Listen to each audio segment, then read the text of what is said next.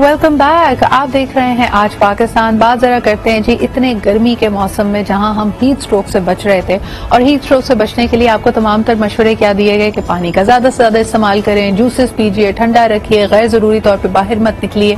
लेकिन एक चीज जिसको हम भूल गए कि जिस क्वालिटी का पानी और जूसेस और मशरूबात आपको मिल रहे हैं, एक आम आदमी को मिल रहा है, क्या वो मुज़र सेहत तो नहीं है? इस वक्त सबसे ज्यादा तशवीशनाक सूरत हाल ये है कि पाकिस्तान के कई शहरों में, जिसमें सिंध के कई शहर शामिल हैं, क्वेटा शामिल है, वहां पे कॉलरा बहुत तेजी से फैल रहा है, यानी सिवियर किस्म का डायरिया, डिहाइड्रेशन और फूड पॉइजनिंग। और ये यकीनन बैक्टीरिया और जरासीम की वजह से है।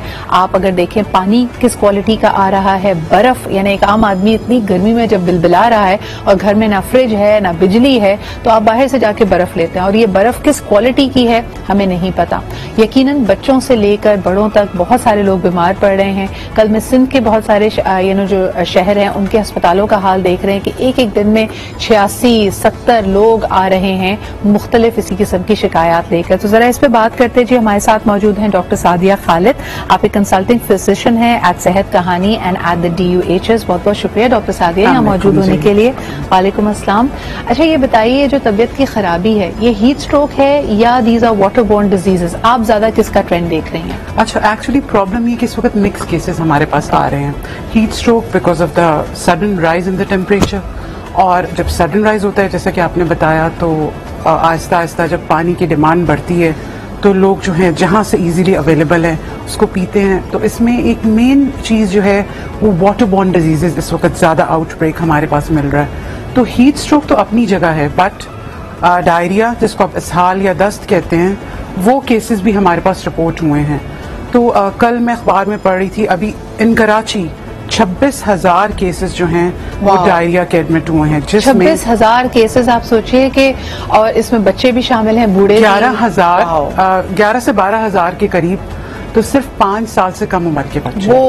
तो जिनका आप देखें, अच्छा, we have to keep in mind कि 11 से 12,000 बच्चे डायरिया की शिकायत या फूड पॉइजनिंग की शिकायत से अगर एडमिट हुए हैं, ये वो बच्चे हैं जो सबसे ज्यादा हाई रिस्क पे होते हैं कि they can get dehydrated and इससे मौत भी वाकई हो सकती है। बिल्कुल।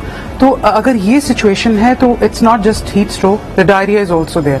अच्छा, अब जब डायरिया की आप बात करते हैं, जिसको दस्त कहते हैं, तो उसमें बहुत सारी कॉजेज आती हैं। उसमें आपकी वायरल कॉजेज हैं, आपके पास बैक्टीरियल कॉजेज हैं, पैरासिटिक इन्फेस्टेशन है, फिर इसके अलावा बड़ी आंत या छोटी आंत की बीमारियां या एलर्जीज, फूड एलर्जीज।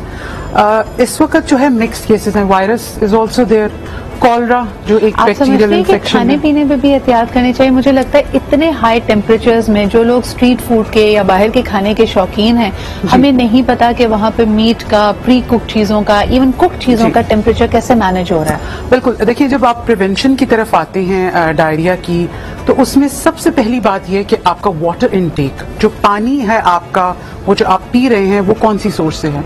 हमेशा हम ये कहते हैं कि use bottled water, boiled water या केमिकली ट्रीटेड वाटर जो पीने लायक होता है। अब देखिए, वाटर बॉटल हर कोई खरीद नहीं सकता। उसमें यह कि आप पानी को उबाल लें, पानी को उबालना 1 मिनट अच्छी तरह बॉईल करके छान लें, फिल्टर करके यूज करें। बहुत सस्ता और बड़ा अच्छा तरीका है। उसके बाद केमिकल डिसइंफेक्टेंट्स अवेलेबल हैं, आप वो यूज कर सकते हैं। और इसके साथ ये कि आप जो फूड, जो खाने पीने की चीजें, सब्जियां, फल धो के इस्तेमाल करें। लोग क्या करते हैं, उठाया रेडी से खाना शुरू कर दिया, ये एक बहुत बड़ी जो है आदत है लोगों की। फिर स्ट्रीट वेंडर्स का, जो जैसे कि आपने जिक्र किया, अब रेहड़ी पर जो पानी या जो शरबत मिल रहा है, आपको सोर्स नहीं पता पानी की क्या है, फिर जो बर्फ वो यूज कर रहे हैं, that is the main cause, main culprit.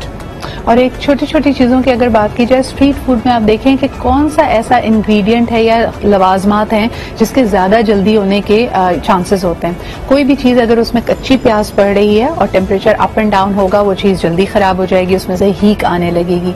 दूसरा ये कि अगर आप बन कबाब या इस तरह की कोई चीज भी खा रहे हैं जो उनके कॉन्डिमेंट्स होते हैं, यानी साथ में जो चटनी, अचार वगैरह इस तरह की चीजें मिलती हैं, रायता मिलता है, ये सब खराब होने के चांसेस ज्यादा होते हैं। So please make sure. कई दफा आप कहते हैं ना कि जी कोई चीज अगर भुनी हुई है या चूल्हे पे सामने आपके पकी है और गर्मा गर्मा आपको मिली है तो उसमें कोई प्रॉब्लम नहीं है, लेकिन मीट और ये आपकी बाकी इस तरह की चीजें जैसे दही है, चटनी है, इनके खराब होने के चांसेस बहुत होते हैं। सो प्लीज मेक श्योर कि आप कम से कम बाहर की चीजें खाएं। पानी अगर इस्तेमाल कर रहे हैं तो आप उबाल कर इस्तेमाल करें। और यकीनन आपके घर में, पहले याद है डॉक्टर सादिया, हम बचपन में हमेशा सुनते थे कि आप एक अपना कोई देसी तरीका फिल्टर का भी लगा लें, यानी जो आपका टैप है, जो आपका नलका है, उसके ऊपर अगर आप मलमल का कपड़ा साफ सुथरा बांध दें तो काफी हद तक फिल्टर होके आता है पानी। लेकिन असल में प्रॉब्लम ये कि जब तक आप बॉयल नहीं करते हैं ना, तो पानी के अंदर जो बैक्टीरियाज हैं वो रहते हैं। तो सबसे आसान तरीका है कि आप पानी को रखें, बॉईल करें 1 मिनट के लिए, उसको छान लें, फिल्टर कर लें, मलमल का कपड़ा यूज करें। बहुत सस्ता और आसान तरीका है। दूसरी चीज जो मैं आपको बताऊंगी कि ये जो बारबेक्यू फूड या जो रॉ मीट होता है, इसकी कंजम्पशन भी one of the leading cause of diarrhoea. अच्छा, मुझे ये भी बताइएगा, वैसे तो बहुत सारे लोग ये फॉर्मूला ऑलरेडी जानते हैं कि जिन महीनों के नाम में आर नहीं आता उसमें सी फूड नहीं खाना चाहिए, क्योंकि उसमें वेव और करंट्स पानी के बदलते हैं, और कई जो आपके पास चीजें पहुंचे, यानी मछली है, झींगा है, वो मुर्दा भी होती है, बिकॉज यू नो उनमें बीमारी भी होती है उस वक्त, या उनका ब्रीडिंग सीजन भी होता है।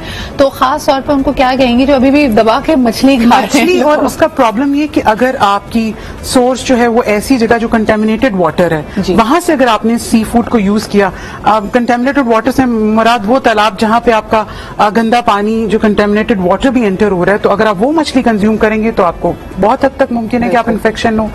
अच्छा, दूसरी चीज जो बड़ी इंपॉर्टेंट है कि ये जो सैलेड्स हम लोग बाहर से खाते हैं या कहीं भी किसी होटल से, सैलेड्स का प्रॉब्लम ये होता है कि वाटर कंटेंट उसमें ज्यादा होता है, तो वाटर कंटेंट पड़ा रहता है बाहर, टेम्परेचर आजकल तेज है, तो उसके अंदर फौरन जरासीम पैदा हो जाते हैं, तो वो आप अवॉइड करें। स्पेशली शादियों में लोग सैलेड्स, टमाटर, खीरा, प्याज, ये अवॉइड करें।